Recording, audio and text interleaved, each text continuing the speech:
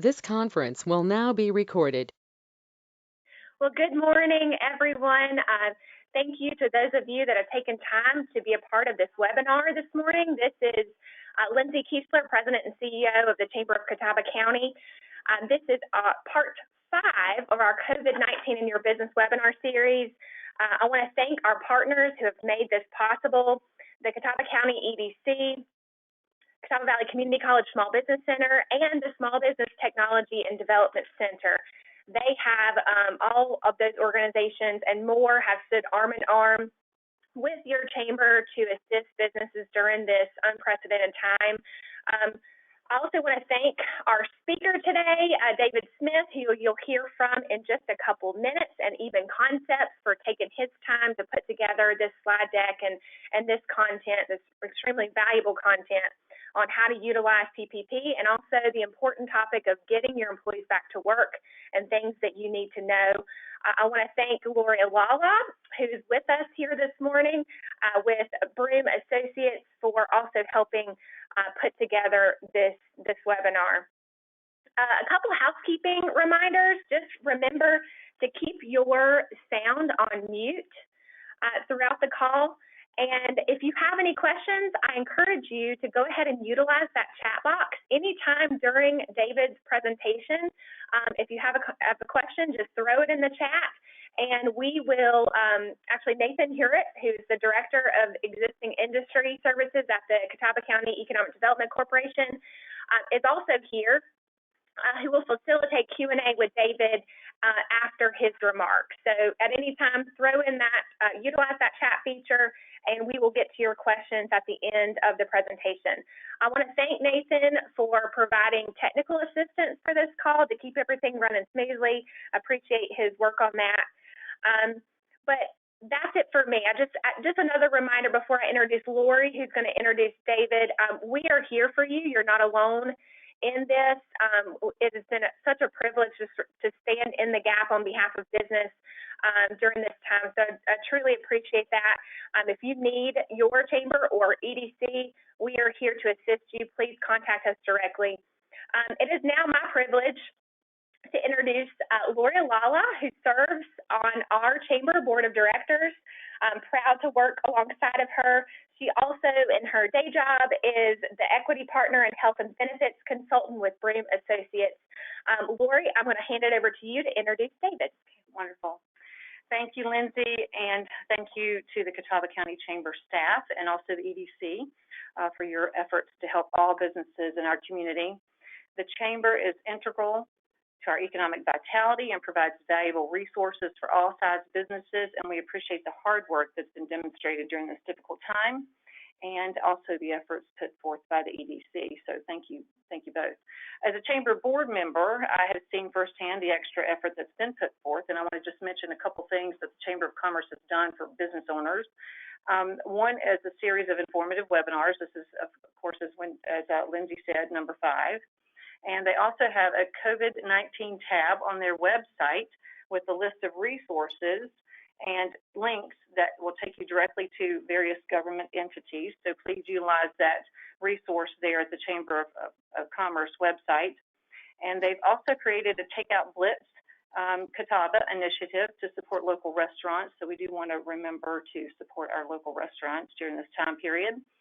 And I know also, Lindsay, that you're conducting a business impact and recovery survey where you would like as many people to participate in that as possible so that you can get the feedback needed to help determine how the Chamber can best continue to help meet the needs of business owners. So maybe we can put that link in the chat box, and then if you will, please participate in that survey. That would be very helpful. And now our focus, of course, is to move forward in a responsible yet expedited way and start to look toward recovery. So I thank you again for all of your efforts there, both Nathan and Lindsay. I am Lori Lala, as Lindsay mentioned. I'm with Broom Associates, a division of EbenConcepts, and I have the privilege of working closely with employer clients regarding employee benefits. And I have had many conversations regarding the FFCRA, the CARES Act, and now the Paycheck Protection Program and Healthcare Enhancement Act which has added an additional $321 billion into the payroll protection program. I've had many discussions recently with clients about how to handle employee benefits while employees are laid off or furloughed, issues regarding unemployment, and employer protocols that can be implemented to ensure safe and sanitary work conditions as employees are brought back into the workplace. I know that employers want to be mindful of their employees' health concerns, and employees want to feel comfortable coming back into the workplace. So we felt it was necessary to have a webinar to address these issues, and with us we have David Smith today as our presenter. David Smith is Vice President of Compliance and Risk Management for EbenConcepts Company, which is a regional benefits consulting firm that Broome Associates is a part of, and they're headquartered in North Carolina. David is a native of Banner Elk, so not too far from us here, and he's a graduate of North Carolina School of Science and Math, the University of North Carolina at Chapel Hill, and the North Carolina Central University School of Law. His background includes working government as a regulator and policy advisor, in industry with the Cross Blue Shield of North Carolina in sales and marketing, and with both employers and agents as a compliance specialist, also working with employers and insurance agents on federal and state issues that employers face, and consulting for large employers' self-funded group health plans. David's a member of the National Association of Health Underwriters, serving in various leadership positions at the local, the state, and the national level for this organization. He speaks throughout the country, focusing on educating employers, agents, brokers, and consultants on the impact of various state and federal laws and the impact these laws have on the purchase and regulation of employer-based health benefit plans. He's been nationally recognized for public speaking. He has also been recognized as one of our industry's top professionals, having been named as the Employee Benefit Advisor of the Year in 2013 and the Health Insurance Professional of the Year in 2018. So, David, we certainly thank you for being with us today and appreciate your time. At this point, we will turn the controls over to you and move forward into your presentation. Thank you, Lori. It's always nice to have another Caldwell County native introduce me. So since I was born in Lenore, I always get to claim that. Appreciate y'all being on the phone call. I think as was previously mentioned, if you have questions, put them in the chat box. Don't be afraid to do that. I will say, like many complex compliance issues, there are no stupid questions. So please don't hesitate to ask them. I will pre-warn you that I don't know the answer to some of them because we haven't been told the answer to some of them. But that being said, I'm gonna kind of walk through this. So, we've kind of been through lots of stages of this coronavirus, COVID-19 situation, how it's impacting the economy. Congress so far has taken what I would call 3.5 steps towards addressing the coronavirus. The first one was really about investing money in finding cures. The second stage was the Families First Coronavirus Relief Act, FFECRA, that was really focused on a handful of things, but the piece that most affected employers was this middle piece about emergency paid leave and emergency FMLA extension, which people have talked about a lot. The third stage, the CARES Act, really is addressing what I would call other elements of the economic situation by putting money in people's hands, the $1,200 payment per adult, $500 per child, the up to $75,000, $150,000 household income that has been going out and people have been receiving. The second major part of that was the unemployment expansion, really to try and help people who have lost their job, that is providing a $600 additional weekly unemployment benefit. That will be on top of whatever the state unemployment benefit would be. We'll talk more in a moment about how that's impacting employers, particularly as it relates to the third part of this, which is the Paycheck Protection Program loans and forgiveness program that is really out there to, for the first time ever, help small employers deal with a significant economic situation. And we'll walk through that in a minute. There's a fourth part of the CARES Act that really was about major impacted industries, airlines, etc., and that piece is separate and apart from what we're doing. And I said 3.5 parts. Lori mentioned the recent replenishing of money into the PPP program, and so that's the 3.5. There are apparently plans out of Congress to do a 4 and a 5, but I don't know where that's going, so I won't begin to speculate about it. So there are really 3 parts of the Paycheck Protection Program: kind of the loan stage, the applying for a loan stage, the use of the loan money stage, and forgiveness. And so I think a lot of employers have been through this "how much can I borrow" stage of this program, even though now a number of businesses that had previously not applied or had been discouraged from applying have kind of gone back out and applied in the last week. The major focus, as we can see from the early stats, is that is on employers that are very small. A lot of self-employed individuals, 2, 3, 4, 5 life groups have now gone and applied for money because they're the people who were the most impacted, the most left out of the first stage of this. But you know, it is important to recognize that if you're a self-employed individual, you have a very small business, you are just as eligible for a PPP loan as any other business with less than 500 employees. So that 500 line is the upper limit. The lower limit is 1. And I've talked to a number of people who have sole proprietorships, small consulting firms, etc. And you know, you'll be eligible for borrowing through this program just like anyone else. I think the biggest issue has been some banks have been hesitant to do things for very small borrowers, even though I think some of that's, again, getting fixed. In the latest round, there was $60 billion that was dedicated to community banks. And so you may also see them being a different focus as this piece goes through. But to determine how much can be borrowed, it's all about monthly payroll cost. So monthly payroll cost means salary, wage, commissions, etc., cash tips, pay for leave, but not for leave through the emergency paid leave or the EFMLA pieces that are getting paid for through a separate tax credit program. The cost of what you spend as an employer on healthcare benefits, what employers contribute to their employees' retirement benefits, any other state or local FICA-like tax that is not federal, and then compensation for sole proprietor independent contractors that figure into this. I will say on that last point, there's been a lot of back and forth about whether or not a business like ours could include 1099s in the calculation of our payroll cost, and I will say that I haven't seen a consistent answer to that.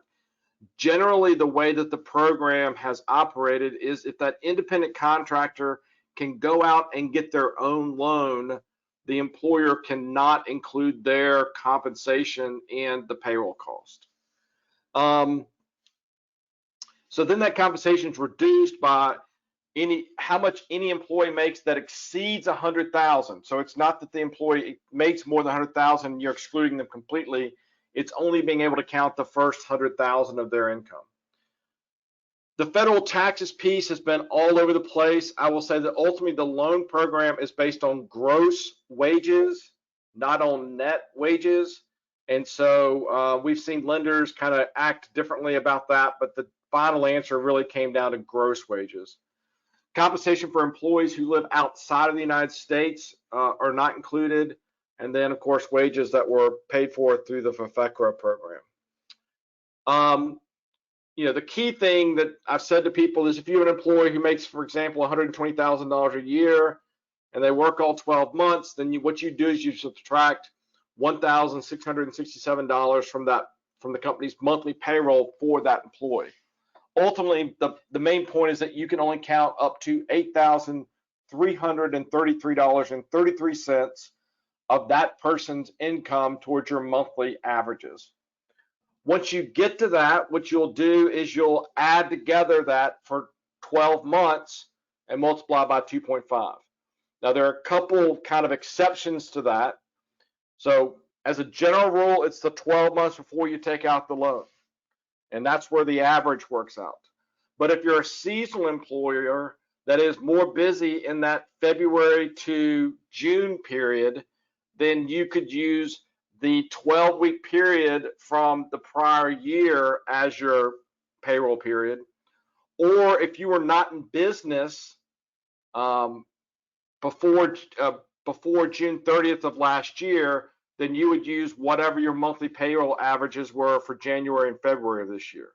So some kind of variances there. The one group of people who were not excluded were those people who were brave enough to start businesses on or after February 15th of this year. I did see a recent piece of guidance on this that said if you had someone who had bought a business after February 15th, they would still be counted as having been existing as a business prior to February 15th. So that did not change things. So this is my simplistic example about how the loan amount is determined. My example is that there's $100,000 a month in payroll, healthcare costs are $6,000 a month, retirement contributions were $2,000 a month, so the monthly average was $108,000. Obviously very simplistic, but ultimately the loan amount then is $270,000, and that'll be the number I use in a couple of examples as I go through this. So the second part of this is the loan period. And this loan period is very important. It's an 8-week period that during which you can only use the money that was borrowed for certain expenses, payroll cost, payment for the continuation of group health benefits, rent, utilities, and payments of interest on mortgage obligations of the borrower. So you can use it for all of those reasons during that loan period. So probably the biggest problem, I would say, in this where we are today is the loan period and how it works. So one of the things that we started advising our clients about in March and early April was be strategic about when you get your money. Because for some businesses, getting their money too early was going to create a problem where they could affect their FTE averages, and you weren't really ready to open. I talked to a couple of different dental practices, one in Dallas where we have an office, and it was be smart, don't get your money now, because for instance in Texas, they couldn't really open dental practices until this Friday. So if you were going to borrow money, it wouldn't be smart to do it at the beginning of April. Do it towards the middle, towards the end of April, so that your 8-week period will start when you can actually open your practice and make sure your FTE averages are going to be okay. With that, of course, the SBA threw a little bit of a wrench in the deal by saying that the lender had to make their disbursements no later than 10 calendar days from the date of loan approval. So what happened, in my opinion, is that a lot of lenders wanted to disperse the money as quickly as it was approved, and they received it because that impacted whether or not that employer would be able to. Whether or not that lender was going to be able to get paid their fees for handling the loan, and so we had a little bit of conflict there for a while between them. I think people are a little more strategic, particularly now that the stress of the initial $349 billion ran out. Now that we've got this additional money, I think there's a little less stress on that. So one of the biggest issues that's popped up, I would say, in the last week has been this good faith need question. And I say that that's a concern because one of the issues in the loan process is that the borrower had to certify in good faith that they would need the money because the current, and this quote is literally from the application, current economic uncertainty makes this loan request necessary to support ongoing operations of the applicant. I probably fielded a half a dozen calls about this question in the last 3 days. And most of it, people nervous about how this impacts them. I will point out that this question, there's actually 2 questions and there's a running FAQ from the SBA, FAQ meaning frequently asked questions, from the Small Business Administration, where they are kind of constantly adding questions to it. There are 2 questions that are now on the FAQ added this week that really are getting at this point, but really are much more directed at large public companies who went and borrowed money from the PPP program. And we've seen some of these discussed nationally. I think there was a large restaurant chain that borrowed $10 million under the PPP. Ultimately, what the SBA and Treasury are saying is if they are a public company or a private company that had access to capital markets that would have allowed them to not need this money, then they could not in good faith say that they needed the money. And for me, this is going to be a very interesting question to kind of see how it gets played out. The one thing in this most recent piece of guidance that was issued was if you give the money back by May 7th, then we're not going to go after you for having borrowed the money to begin with. And you'll see that acted out upon, in my mind, a lot in the next couple days. Keep in mind, any money that is returned to the loan pool can be reborrowed out. And so I believe that you're going to see some efforts by some large employers to do this. I also think it's important in this process because I think it's going to be an area of great nervousness where a business owner might have borrowed all that they could, but I think ultimately what you do with that money and how you tie it back up into its use is going to be critically important. So let's say you borrowed all that you could, but you only needed $300,000 to get to the time frame. I think repaying that 2.7 that might not have been forgiven is going to resolve some of those issues. But to me, this is one of those areas that's going to be a lot of consternation over the next few days.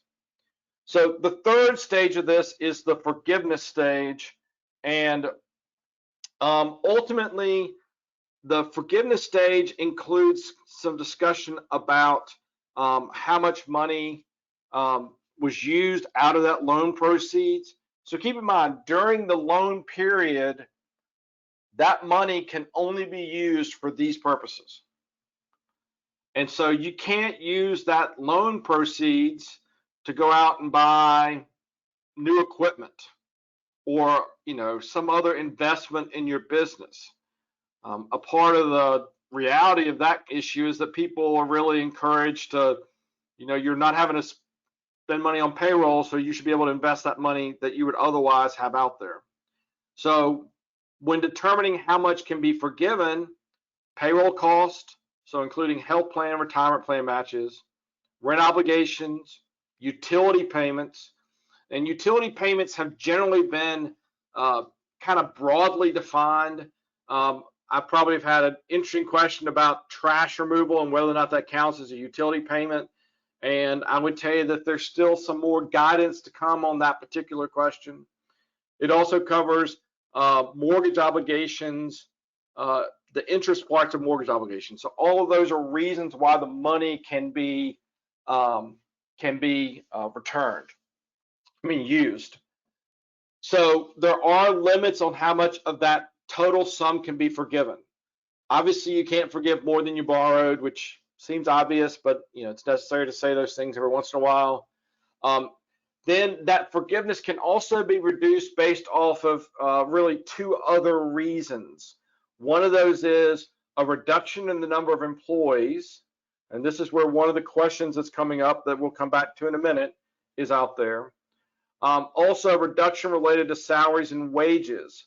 So the salaries and wages piece is really ultimately about people who did furloughs, reduction in pay for their employees, and if it exceeded 25%, they would have to get them back above that 25% threshold through this loan period. I think that's the easier of the two to deal with. There's also this very odd language, which we don't know how it's going to operate, which is the loan forgiveness is not reduced by FTE reductions or salary reductions if they restore those people prior to June 30th of this year. And then one of the really last big parts of this is that the amounts that are forgiven under this section will be excluded from gross income. So if you borrowed, the $270,000, and we'll talk about the exact example in a second, then whatever's forgiven is not counted as income to the business or to the owners of the business, and that's a pretty clear piece. That doesn't mean there's not a twist in there, so we'll come back to that. And Nathan, if at some point in time you think I should stop and answer a question or two that's come up, I'll be glad to stop. Otherwise, I'm just going to plow ahead, and then we can just handle them all at the end. So the question about the loan forgiveness based on lower FTE is comparing the FTEs during the loan period against either the average number of FTEs between February 15th and June 30th of last year, or January 1st and February 29th of this year. So I know the obvious question out of that is, how are we calculating FTEs? I'm going to come to that question in a second, because the short answer to that question is I don't know, but we'll talk more about that in a minute. But this is how that reduction piece would work. Let's say that last year, between February 15th and June 30th, you had an average number of FTEs of 58. And then this year, between January 1st and February 29th, you had 54 FTEs. But then when you get to the PPP loan period, you had 51 FTEs. So for that reason, you're going to see what can be forgiven reduced by roughly 5.6%. Because again, it's going to be 51. And you can see here, this is really where there's some flexibility, where, between those two previous periods, 58 and 54, 54 is the lower, so 51 divided by 54 is how that reduction in the forgiveness is calculated.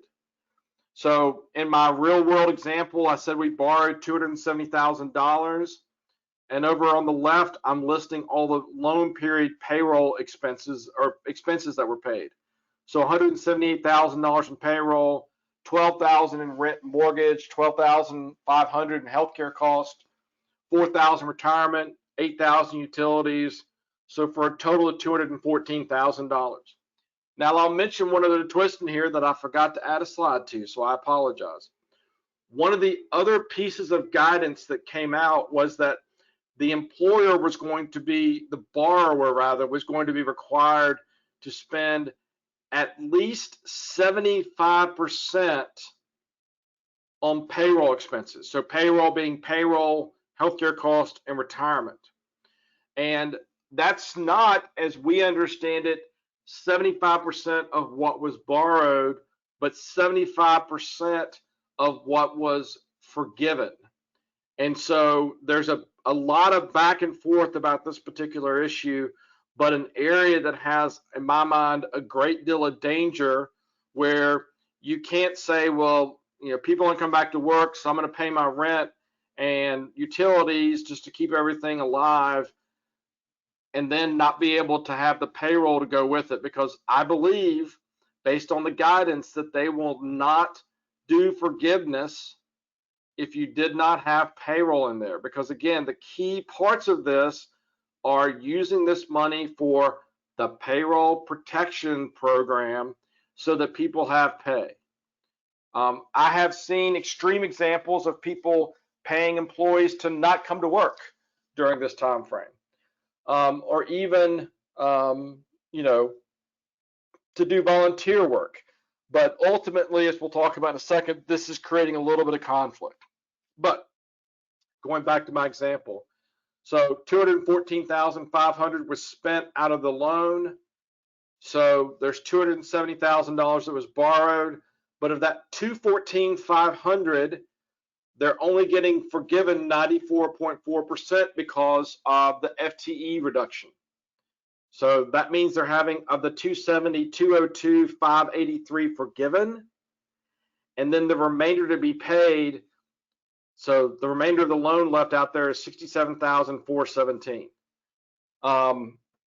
So what do you do with what's left over? There's a couple things. First of all, you could just give the money back to the bank, and the bank could take it back, and then the loan's forgiven.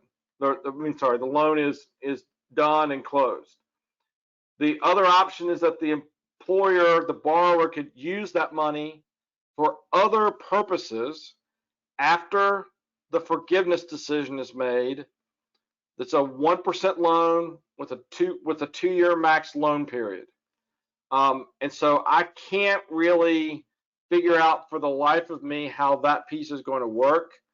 But what we've said to people is probably a best practice to take that money and put it in a separate bank account and track it, and then to be very careful about what you actually use it for. Ultimately, I would say that what to do with what's left over is one of those strategic decisions that are going to have to be entered into very carefully. So of the challenges that are out there, there are quite a few. First of all, we mentioned the fact that the loan pool has been refreshed. There's an extra 320. The president's already signed it. It's done. So I would say the first biggest issue that we're running into is employees not wanting to return to work. And it's become a pretty significant challenge for a lot of employers to get people to come back to work, particularly because their unemployment income, both between what the state is paying them plus the $600 per week federal supplement, is really significantly impacting people wanting to come back to work. And in one of the extreme examples, and I'm sure people have seen this, there was an article last week on CNBC about this woman who owns a spa in Washington State who literally had her employees mad at her for getting a PPP loan. And I would say that is not a rare or extreme example of what's happening out there. I would say it's very, very common right now. And I have talked to a number of people in different parts of the country where their biggest problem is getting their employees to come back to work because they are making more money with unemployment than they would be working. What we saw yesterday was the first step of what we predicted was going to happen a week ago, which is, I believe some states, I've already seen some states, I believe other states will take steps that to basically say to employees who are on unemployment, you have to go back to work and we're not going to continue to pay you unemployment. And I think that is going to create some conflict in the next few weeks. I think, unfortunately, there's going to be politics involved in this. I was an example of a state that yesterday announced that they would, if the person was unable to return to work because of COVID, then fine. But if they could otherwise go back to work and get paid by their employer, then they would lose their state and federal unemployment benefits. And I think that this is going to be a really, really big issue in terms of how states react to that, because it impacts the forgiveness. One of the biggest conflicts in this process that we've already identified is that the loan period calculation runs through June 30th, and the forgiveness has to be money spent before June 30th, but the unemployment supplement runs through the end of July. So we kind of expect there to be some start on that piece. So the loan period is important. When that money is received, that's when it starts. You don't get to get the money and then say, hey, I want to wait till next week to start my loan period. I think, again, this is an area where there's a lot of issues going to happen and go through. We are telling people to keep track of your expenses, keep your records, have all those pieces. Make sure that you've got, in my mind, the necessary run-in period for your employees to get back to work and everything else. I do think that this is an area where there are a ton of questions that we don't know the answer to, and I believe it's going to be the biggest minefield as we go through this. The other piece that came out yesterday, and I'm required by, of course, law to say that that's a copywritten image of Darth Vader, but we did hear yesterday that the SBA intends to review loan amount requests for forgiveness that exceed $2 million. And they said they're going to review all loans primarily because they want to make sure that the borrowers use the money and they were the ones that were in need of the money. And then, of course, the most ominous thing of all was additional guidance implementing this will be forthcoming. So what I have said to people is, if you've borrowed less than $2 million, you're probably okay. If you have borrowed $2 million or more, there is going to be some additional, in my mind, justification required to talk about why you needed the loan, and it's going to be a part of that forgiveness process. And I think that that's going to be a very, very interesting piece because, again, I think from a broad philosophical perspective, people in executive positions within the administration want this to be a fairly straightforward process. But this is where I think there's going to be some back and forth between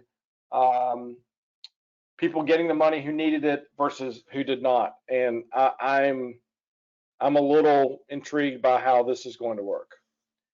So there are really a handful of outstanding questions that we've run into that I will say in advance, we don't know the answer to any of the questions I'm going to talk about yet. And we expect it to be additional guidance that will be issued in the next couple of weeks because we're going to get towards the end of this process, particularly the forgiveness aspect in the coming weeks. So the first of which is, what does costs incurred and payments made mean?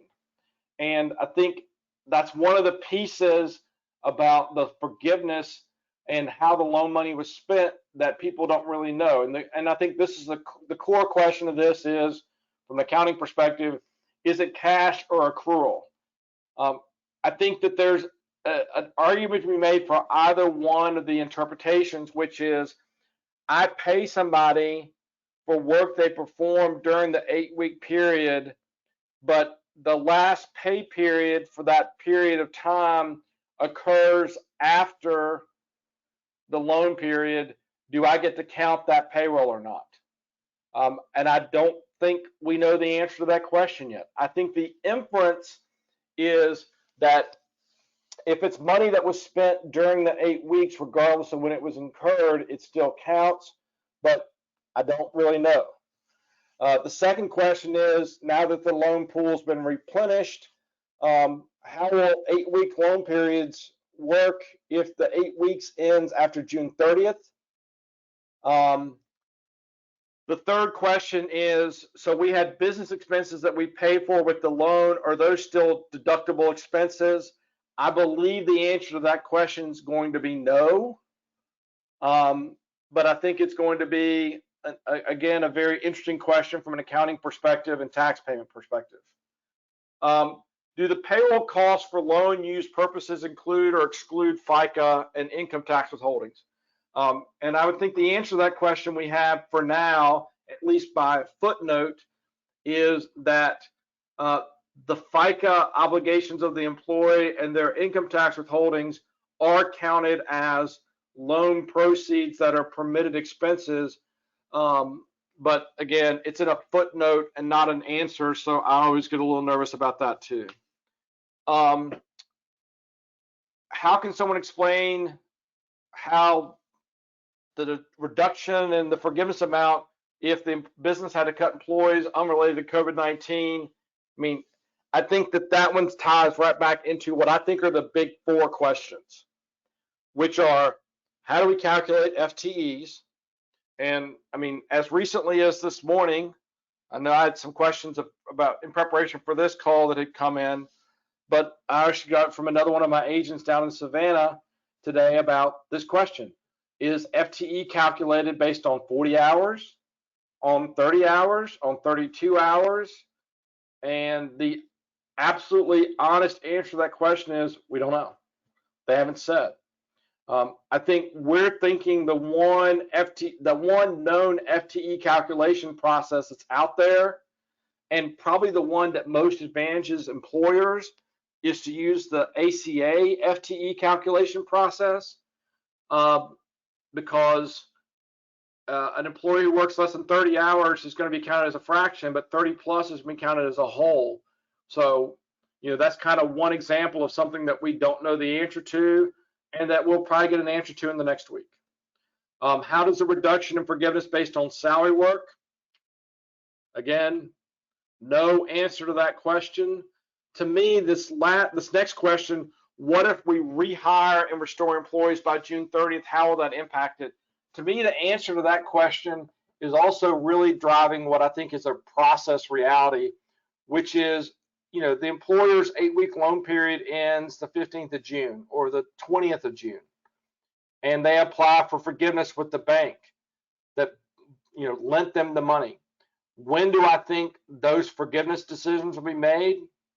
They got 60 days after the request of a forgiveness by a borrower to make a decision on it, which in my mind means September, maybe. I mean, if you did the 20th of June and you asked for it immediately, then you're talking about the middle to the end of August.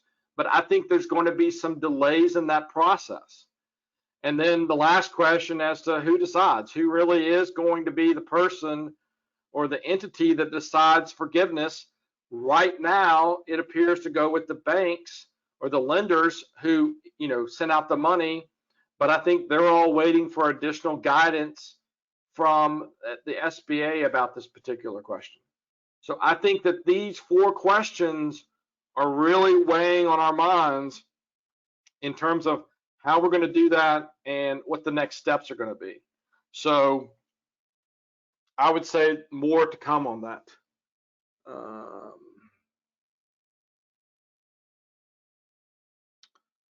Okay, sorry, I'm going to stop reading questions. I'll also mention one other thing, and then we'll get to questions. There's a provision in the CARES Act that allows employers to defer their part of the Social Security taxes, the Social Security part of FICA, that are due between March 27th and December 31st of this year.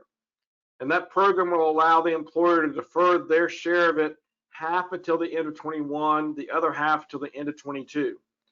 Originally, the way that was written and the way the statute says it is that if the employer applies for a PPP loan, they can't do this. Additional guidance came out that basically said that the employer can defer their portion of the Social Security taxes until they receive a forgiveness decision from the lender. And so again, going back to that extended process, I think that plays out into a very interesting place. What we said to people is you got to be smart and careful about this. Payroll companies are probably going to want to have some certification from employers that they've not been told they've got forgiveness yet. So be aware of that, because it's going to be a very interesting thing to get carried out. So that's a lot of talking from me. I did say 45 minutes, so I was pretty close. So with that, I'll start taking questions. David, hey, this is Nathan here with Catawba County Economic Development, and I will say we've done now, this is our 5th webinar, and you did an awesome job of covering really terribly difficult stuff to understand, and I know we've got a lot of questions, and thankfully you answered a lot of those, but there's still some I noticed that are fairly specific, and I wanted just to go through those with you. And hopefully I've got enough information that you can answer these from, or people can add to it if they need. But one person wrote back that they have someone that they reimburse them for business-related travel, and I didn't see that in any of your slides, but would reimbursable business travel be considered an allowable expense, a forgivable expense? So there is an interesting question that's popped up about that. I think that the general rule, as I understand it, is that business travel is going to be considered a deductible expense otherwise. And I don't know that it's very clearly outlined as a payroll cost, because it's not falling, truly when you have somebody, I travel for work all the time, but whenever that travel is paid by me and then reimbursed, that reimbursement is considered a business expense to the employer, but not a payroll cost. And so I think it's going to ultimately come down to that. Kind of the alternative view of that is you have an employee who some of their time is spent on business development, and so that maybe there's business development expenses for that person that are related to payroll, then I would say the payroll is. But I would say generally, based on what I have read, that business reimbursement is not going to be counted as payroll costs because it's not treated as payroll cost under the business expense deduction. But that's, again, what I would say is my understanding of it. I always have to preface everything I say with I'm not an accountant and I don't play one on television or on any other forum, so I'm simply reacting off of what I've read and seen. Got a question related to when you're calculating that gross payroll, you use after those pre-tax deductions for, say, supplemental insurance? So again, I think it's going to depend on how the supplemental. So ultimately, keep in mind that when you have, let's just say an employee gets paid $1,000 a week, that's their gross pay. But out of that $1,000, they pay for their share of health insurance premiums, and they pay for their share of dental premiums. Maybe they've got some supplemental life insurance in there. A lot of that is going to be almost irrelevant in that calculation, because ultimately from the employer perspective, they paid the employee $1,000. And so the $1,000 is the payroll expense that would get counted towards the loan proceeds.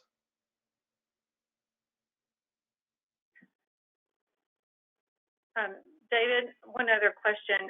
What if the deposit or the collection of the funds from the bank, the PPP funds, into the employer's account starts that 56-day time period, but it doesn't align with the payroll period? How is that going to be handled on the back end, or what's the best strategy to approach that? I would say that is another one of those. I'll step back for a second and say something from a philosophical perspective.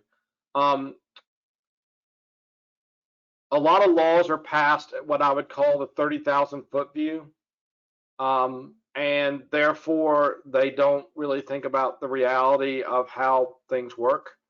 The ideal extension to that is that mainly regulators are expected to provide additional guidance that helps close the gap on some of that.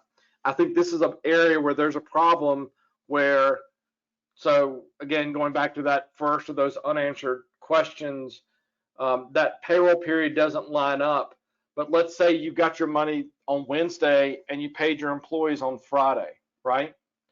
So, but you're paying your employees Fridays for a pay period that began or that ended the prior Sunday. So are we counting that payroll towards it or not? And again, I think that's the accrued versus cash question. Because it's on the back end. I mean, we've had a couple employers come to us and say, hey, we want to change our payroll periods from biweekly to weekly during this loan period so that we don't run into this problem. And I think this is one of those practical impacts of the lack of answers to questions that my gut tells me that the intent is for people to not have to completely change their process during this. But I think the failure to provide timely answers is going to cause people to be extraordinarily cautious, wisely, in this repayment process. And I think it's going to create some conflict. Thanks, David. One other question that's come up too is, can employers add bonus pay or hero pay for those employees who have come in to work, like maybe healthcare workers or daycare workers, folks like that had no choice but to work during this time period? Can that be included in that payroll and forgiveness? It definitely can. Let me say this. I've not seen anything that says you can't pay your employees more. Again, you want to be careful, and obviously there aren't going to be a lot of these situations where that pay may cause that person to be over $100,000. Again, if you pay an employee more than $100,000 annually, so really ultimately in my mind, that's, you know, $83.33 a month. Sorry, I always feel the need to pull out my calculator when I do this.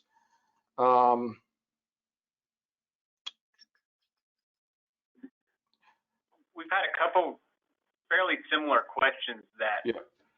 you know, I'd say anytime that you pay an employee more than $19.23.07 per week, then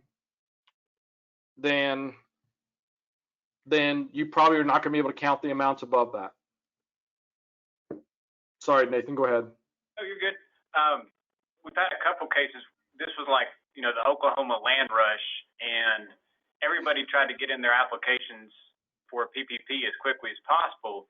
You've got potentially situations where people have been approved, but by nature of their business, they are restricted.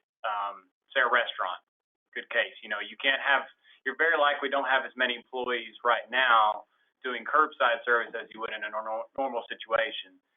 So they've received funds, but by restriction, they're not allowed to have all those employees back. Any guidance for folks in that situation? I mean, I think I've had a handful of conversations with restaurant owners. I think that for the most part, this has been, like you said, the Oklahoma land rush, where people rushed to get the money. And I would say that the banks were probably encouraging them to get the money in their bank accounts as quickly as possible.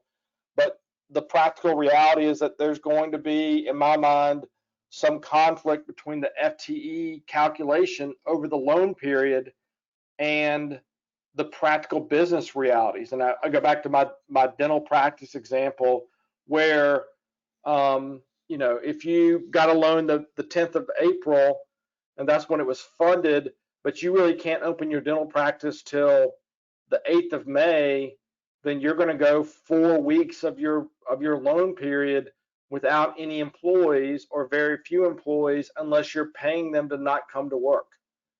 And so I just think there's going to be this conflict in that way. And then on the other side of it, let's say you decide as an employer, hey, I realize that I don't have work for them, but I'm going to pay them so that I'm using this money for the purpose for which it was intended.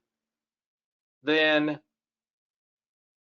you impact that individual employee's ability to get unemployment benefits, which could be more than what they're getting paid by you. I mean, I do think that there's a fundamental issue that I've run into in that people, and particularly I'd say anybody in this process, mistakenly believes that this is a business loan program. And it's not. This is a government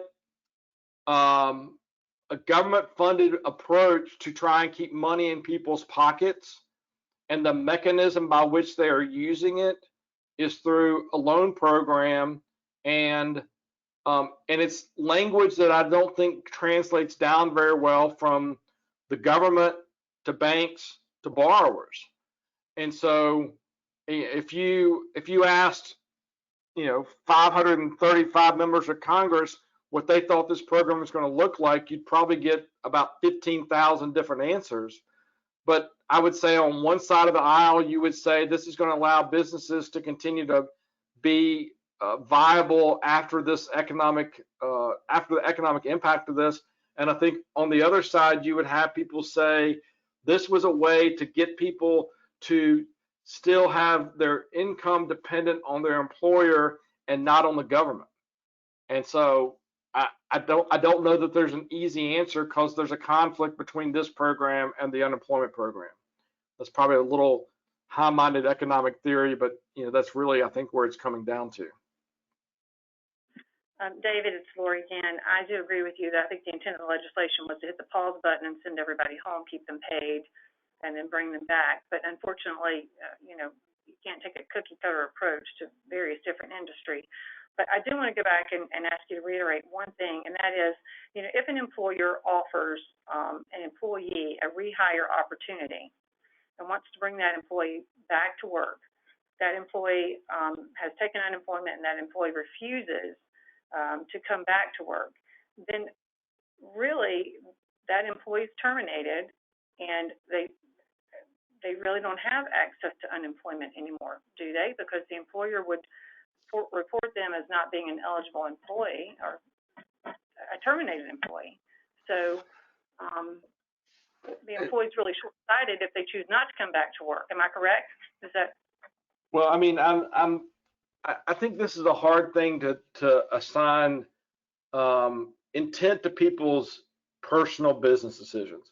I mean, at one level, we've got a situation where people are making whatever unemployment they would have plus 600, which in some situations per week, which in some situations more money than people were making to begin with, right?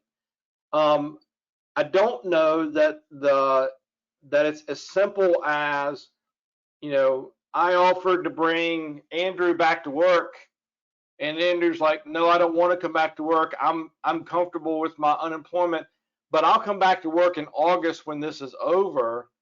Do I think that employer is required to bring that employee back in August? No. Do I think that employer can go out and hire somebody else who could do the job that Andrew was doing? Yes.